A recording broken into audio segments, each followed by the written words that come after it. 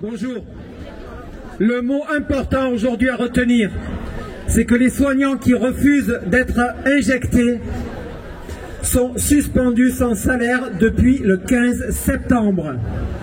Cela veut dire qu'ils ne peuvent plus nourrir leur famille, ne peuvent plus payer leur loyer.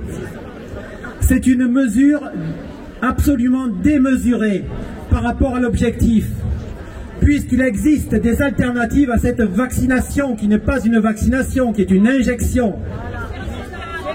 Une injection expérimentale, vous avez tout à fait raison.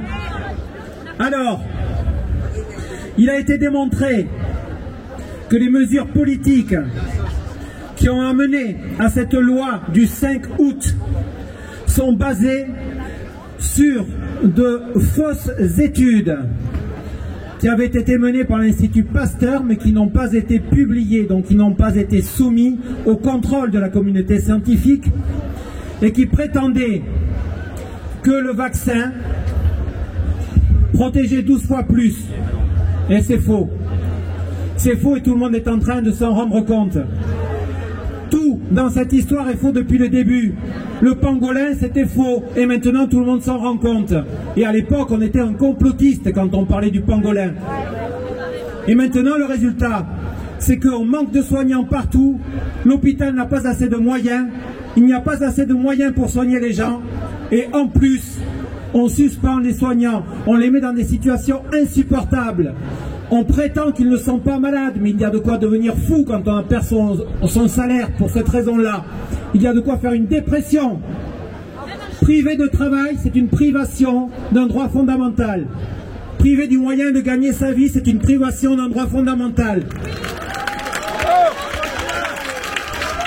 Obliger des gens à se vacciner ou à vacciner leurs enfants alors qu'il s'agit d'injections expérimentales, c'est un crime. C'est un crime contre l'humanité.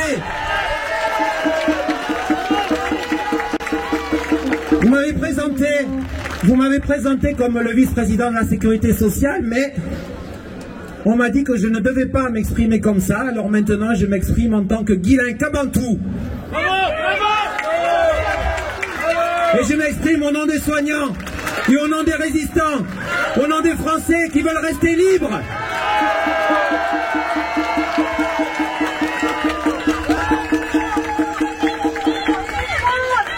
Il faut être confiant.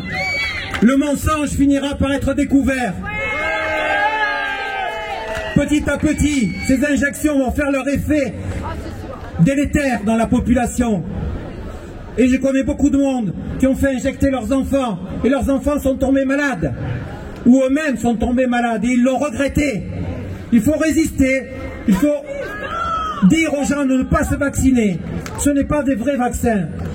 Il n'y a pas de solution magique. Les solutions, c'est le soin.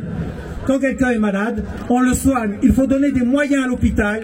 Il faut faire confiance aux médecins et aux soignants.